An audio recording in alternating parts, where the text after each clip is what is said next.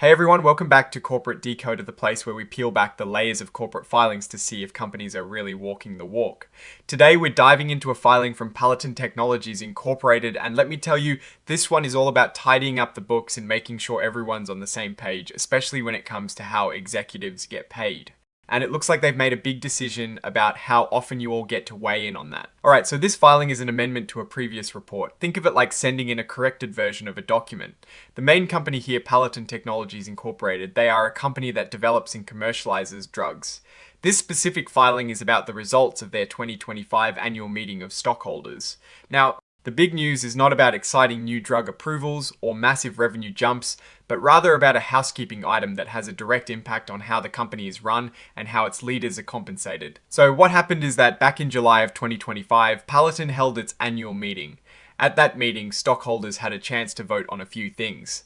This amendment, however, is specifically clarifying a decision made regarding how often shareholders will get to vote on executive compensation. That is right, this vote is about say on pay, but more importantly, it is about the frequency of that vote. This section really just confirms that at the 2025 annual meeting, shareholders were asked to vote on matters presented to them.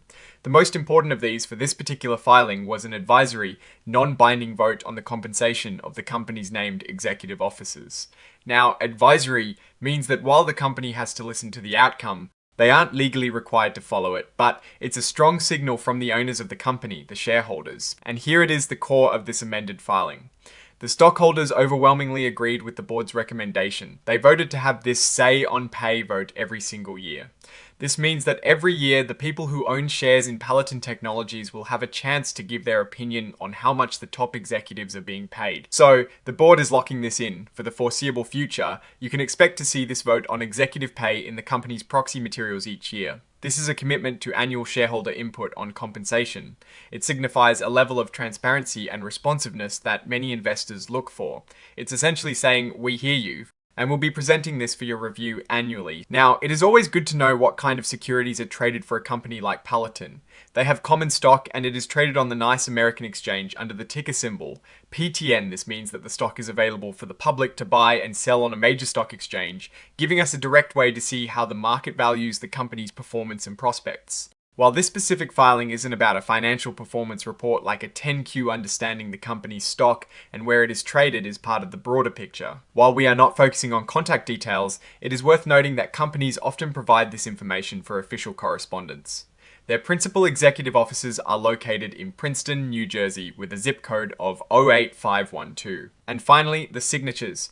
This report is signed by Stephen T. Wills, who holds a significant role as Executive Vice President, Chief Financial Officer, and Chief Operating Officer. His signature vouches for the accuracy of the information presented in this filing, confirming that the company is officially submitting this amendment as required. So, what's the big takeaway from this filing? On the surface, it seems like a very procedural update. However, it highlights a commitment to corporate governance and shareholder engagement. Palatin Technologies Incorporated is signaling that the voices of its shareholders regarding executive compensation are important and will be heard on a regular basis.